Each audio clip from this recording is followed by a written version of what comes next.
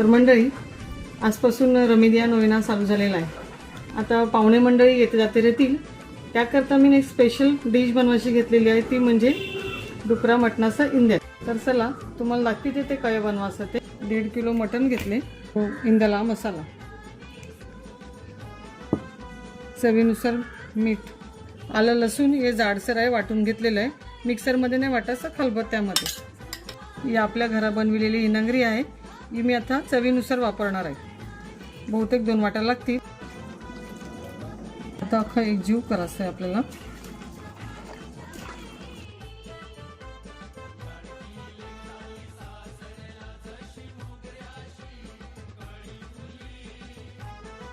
आता हे अर्धा तास असंच ठेवायचं आहे आणि मग गॅसवर मांडायचं।